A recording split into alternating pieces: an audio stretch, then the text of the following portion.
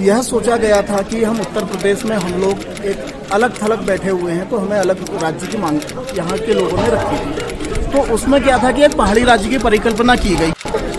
जो हमारी समस्याएं हैं नैनीताल में, जो हाईकोर्ट के अधिवक्ताओं की समस्याएं हैं, ये मानते हैं कि हमारे लिए जो है, क्योंकि जगह जो है जितनी एक्वायर की थी पहले 2000 में, उसके बाद कोई जगह एक्वायर नहीं की गई। मेरा कहना है कि पहाड़ की जो परिकल्पना की गई, अलग राज्य की जो परिकल्पना की गई, जिसमें हमें पहाड़ के लिए अलग से एक राज्य बनाया गया, पहाड़ के उत्थान के लिए, पहाड़ के लोगों के लिए, पहाड़ियों के लिए जो राज्य बना, उस राज्य की परिकल्पना को आज माननीय मुख्यमंत्री जी, की कैबिनेट ने जो धक्का। देखिए, सबसे पहली बात तो मैं आपकी यही काटता हूँ कि कैबिनेट ने ऐसी कोई मोहर नहीं लगाई है, सैद्धांतिक मान्यता ज़रूर दी है, जो कि हमने व्हाट्सएप के माध्यम से जाना। कैबिनेट के रूल्स तो अभी हमारे पास उपलब्ध हैं नहीं।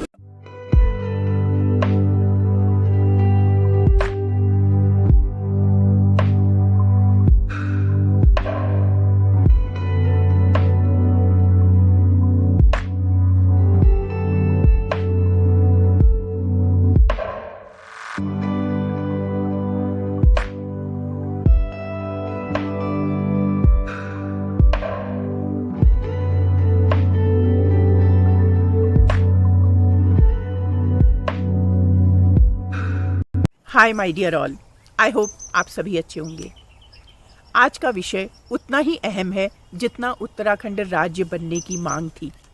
9 नवंबर 2000 को उत्तराखंड राज्य की स्थापना के साथ ही नैनीताल में हाई कोर्ट की स्थापना का नोटिफिकेशन राष्ट्रपति के द्वारा जारी किया गया था और नैनीताल को राज्य की न्यायिक राजधानी बनाया गया। उत्तराखंड राज्य बनने के पीछे की सोच ही इसे एक पहाड़ी राज्य बनाना था।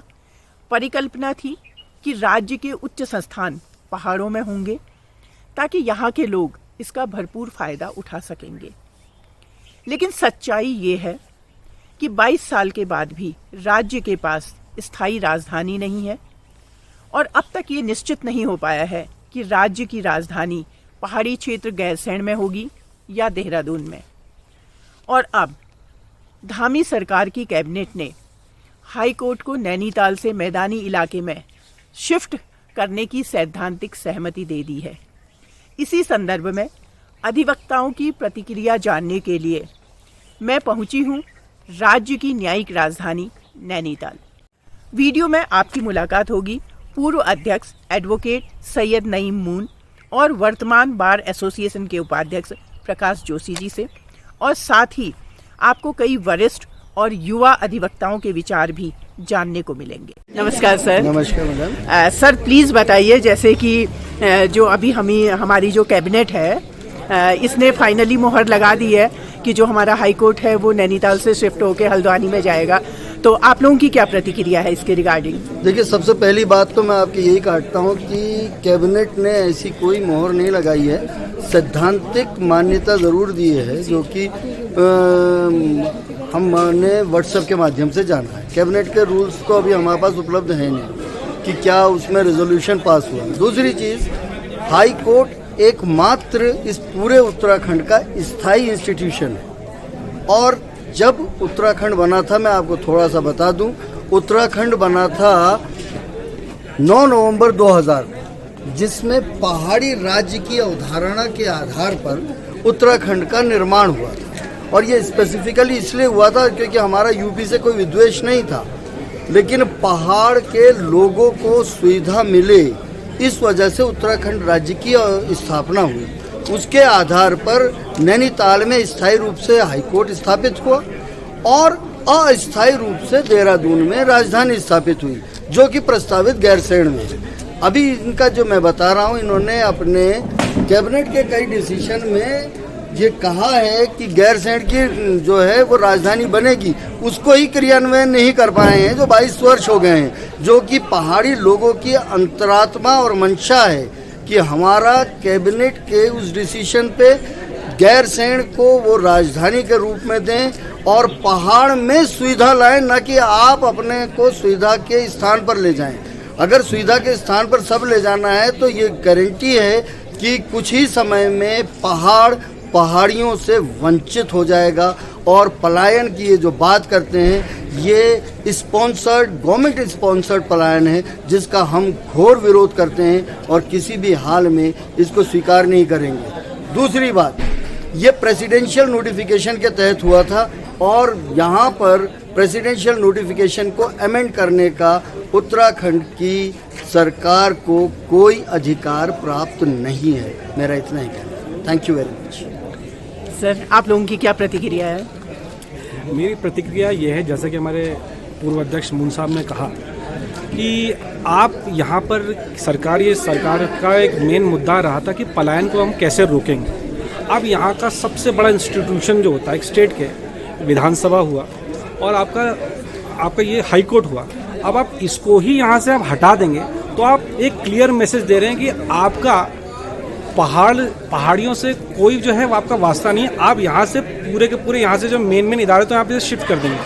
अब अगर आप हाई कोर्ट देखें, यहाँ से ये हाई कोर्ट में सिर्फ वकील काम नहीं करते, यहाँ पे हाई कोर्ट में इतने सारे वर्कर्स हैं। कोई ना कोई वर्कर से कोई दूध वाला जुड़ा होगा, कोई सब्जी वाला जुड़ा होगा, अनगिनत लोग यहाँ से जुड़े होंगे। अब वो सब पहाड़ी हैं, अब वो सब कहाँ जाएंगे?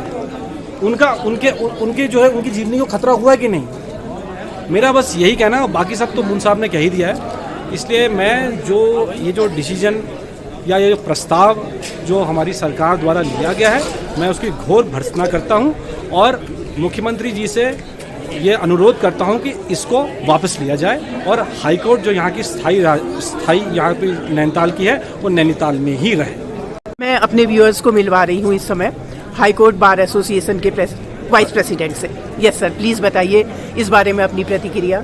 हमारा ये कहना है कि पहाड़ की जो परिकल्पना की गई, अलग राज्य की जो परिकल्पना की गई, जिसमें हमें पहाड़ के लिए अलग से एक राज्य बनाया गया, पहाड़ के उत्थान के लिए, पहाड़ के लोगों के लिए, पहाड़ियों के लिए जो राज्य बना, उस राज्य की परिकल्पना को आज माननीय मुख्यमंत्री जी, की कैबिनेट ने जो धक्का पहुंचाया है युवाओं के लिए। बेसिकली हम लोग अभी न्यू एडवोकेट्स हैं और हमारे लिए पहाड़ पे प्रैक्टिस करना लो कंपटीशन था, कंपटीशन बहुत कम था। हम पहाड़ पे प्रैक्टिस करते थे और हम लोग धीरे धीरे सेटल भी हो रहे थे, अपने काम को सीख भी रहे थे और काम में आगे भी बढ़ रहे थे। परंतु अचानक एक निर्णय आता है, वहाँ गौलापार में अगर हाईकोर्ट बनता है, वैसे तो बहुत कम संभावनाएं है मेरे हिसाब से बनने की, क्योंकि 3,000 करोड़ रुपए का लगभग बजट है और हमारी स्टेट गवर्नमेंट के पास सैलरी देने के लिए तो पैसे है नहीं और इतना बजट लाएगी कहाँ से? पहली चीज़। दूसरी चीज़ यह है कि हमारे जो नए वहाँ जो प्रॉब्लम आएगी, वहाँ दिल्ली से एडवोकेट आएगा, ट्रेन में बैठ के आएगा या जैसे भी आएगा, अपना काम का। हमारे पहाड़ी लोगों को रोजगार जो है, जो यहाँ पर प्रैक्टिस कर रहा है, जो नया लड़का यहाँ पर सीखने को आ रहा है,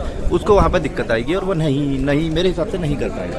दूसरी चीज़ ये है कि उच्च न्यायालय एक शांत माहौल में, यहाँ माहौल बहुत अच्छा था, पढ़ने का माहौल है। अब हल्द्वानी गौला पार जा रहा है, गौला में डंपर, क्रेशर, आसपास के क्षेत्र में बहुत सारे क्रेशर्स हैं, डंपर चलते हैं, गौला में खनन होता है, तो व्यवधान तो पढ़ाई में कहीं ना कहीं एडवोकेट्स को होगा ही। यहाँ पर पढ़ने का माहौल था, एक न्याय की एक राजधानी ये जो थी, इस राजधानी को यहाँ से हटाने का गलत प्रयास कैबिनेट ने किया, जिसका हम विरोध कर रहे हैं और विरोध करते रहेंगे और हमें पूर्ण विश्वास है कि हम अपने विरोध में सक्षम रहेंगे, अपने विरोध में सार्थक रहेंगे। सर, मेरा क्वेश्चन वही है आप लोगों से भी कि हाई कोर्ट को नैनीताल से शिफ्ट करने के लिए जो कैबिनेट का निर्णय जो सुनने में आया है, उसके बारे में आपकी क्या प्रतिक्रिया है? हमारा ये कहना है, सबसे पहले तो हाईकोर्ट शिफ्ट करने के कैबिनेट डिसीजन से पहले न तो हाईकोर्ट की बार एसोसिएशन से कोई इस बारे में पूछा गया है और न किसी अधिवक्ताओं से कोई इस बारे में सलाह मशवरा किया है, इसलिए हम इस कैबिनेट डिसीजन का विरोध कर रहे हैं। दूसरी बात यह है, धामी सरकार जो पिछले 6-7 सालों में बीजेपी सरकार 6 साल पूरे होने को जा रहे हैं, जो आज तक हल्द्वानी में एक रोडवेज नहीं बना पाई और जिस जगह हाईकोर्ट ले जाने की बात कर रहे हैं उसमें रोडवेज कैंसिल इसी बात पर किया गया कि वहाँ पर कब्रिस्तान है और गौला के नज़दीक है और इसलिए जो है रोडवेज नहीं बन सकता है। तो आज ये कह रहे हैं कि उस जगह पर हाईकोर्ट बन सकता है और एक तरफ जमरानी बांध बनाया जा रहा है, क्या उसके मुहाने पर हाईकोर्ट बनाया जा सकता है? और दूसरी बात यह है कि हल्द्वानी कोई ऐसा शहर नहीं रह गया है, भीड़भाड़ वहाँ भी है, जाम वहाँ भी है और केवल यहाँ टूरिस्ट प्लेस और जाम होने के कारण जो बनाया जा रहा है कि यहाँ इसलिए नहीं हाईकोर्ट का पलायन करना पड़ रहा है, तो ये सरासर गलत है और इससे जो है पहाड़ से पलायन और ज़्यादा बढ़ेगा। और जहाँ तो हमारा ये कहना है कि हम इस कैबिनेट डिसीजन का विरोध करते हैं। दूसरा हमारा जो हमारी समस्याएं हैं, नैनीताल में जो हाईकोर्ट के अधिवक्ताओं की समस्याएं हैं, ये मानते हैं कि हमारे लिए जो है, क्योंकि जगह जो है जितनी एक्वायर की थी पहले 2000 में, उसके बाद कोई जगह एक्वायर नहीं की गई हाईकोर्ट के एक्सटेंशन के लिए, जो कि मेट्रोपोल खाली पड़ा है 7 एकड़। BSNL यहाँ से लगभग शिफ्ट कर चुका है, और जो पेंडेंसी थी यहाँ हाईकोर्ट में, जो 18,000 आ चुकी थी 2019 में, आज 3 साल बाद 42,000 पहुँच चुकी है। और जजेस का अपॉइंटमेंट 5 जजों की पोस्टें वैकेंट चल रही हैं। इस पर सरकार कोई काम नहीं कर रही, और पूरा जुडिशियल सिस्टम यहाँ एकदम बिखरा पड़ा है। तो सरकार को हम कहते हैं कि जजों का जल्दी से जल्दी अपॉइंटमेंट हो, और जो हमारी जो पूरे 11 जजों की जो स्ट्रेंथ हो वो पूरी हो, और उस पर अपॉइंटमेंट जल्दी हो, और न्यायिक कार्य सुचारू रूप से चले। ये नहीं कि हाईकोर्ट केवल शिफ्ट करने से ही यहाँ इस बात से कोई न्याय नहीं मिल रहा है। न्याय मिलेगा जजों की डिलीवरी सिस्टम से और जजों के अपॉइंटमेंट से, और वकीलों के लिए भी यहाँ सुविधाएं जो है मुहैया कराई जाए। हमारा ये भी कहना है। राज्य का जो अस्तित्व था वो पहाड़ी राज्य की परिकल्पना पर था। यह सोचा गया था कि हम उत्तर प्रदेश में हम लोग एक अलग थलग बैठे हुए हैं, तो हमें अलग राज्य की मांग यहाँ के लोगों ने रखी थी। तो उसमें क्या था कि एक पहाड़ी राज्य की परिकल्पना की गई। आज क्या स्थिति आ गई है कि पहाड़ों से पलायन हो रहा है, हजारों गांव खाली हो चुके हैं। ये क्यों नहीं होंगे? जो भी सरकारें यहाँ रही उन्होंने कभी इस बात पर ध्यान नहीं दिया। पूरे जितने संस्थान थे पहाड़ों पर सब मैदानों में शिफ्ट कर दिए गए। जब मैदानों पर पूरे अगर संस्थान मैदानों पर ले जाएंगे तो पलायन तो होगा ही होगा। और अगर हमारी तो यह मांग है कि ये जो द्वाराहाट है, गैरसैंण है, इसको मिला के एक स्टेट कैपिटल रीजन बनाया जाए, जिसमें गैरसैंण में स्थायी राजधानी बनाए और द्वाराहाट में हाईकोर्ट बनाए। और जितने भी उत्तराखंड में निदेशालय हैं, 13 जिले हैं, कम से कम 60 निदेशालय हैं। हर जिले में अगर ये 4-4, 5-5 निदेशालयों की स्थापना कर दें तो पलायन तो अपने आप खत्म हो जाएगा, क्योंकि एक निदेशालय कम से कम 500 लोगों को रोजगार देता है। और एक जिले में अगर 4 निदेशालय भी आएंगे तो 2000 लोगों को प्रत्यक्ष या अप्रत्यक्ष रूप से रोजगार मिलेगा। तो ये जो पलायन की समस्या है ऑटोमेटिक खत्म हो जाएगी। क्या पाया और क्या खोया उत्तराखंड को राज्य का दर्जा दिलाकर, और कैसा होगा आने वाले समय में इस पर्वतीय राज्य का स्वरूप, ये एक चिंतन का विषय है हम सब के लिए। फिर मिलती हूँ एक नई सोच और नई खोज के साथ आपके अपने ही YouTube channel Manjusha an influencer में। जय देवभूमि, जय उत्तराखंड।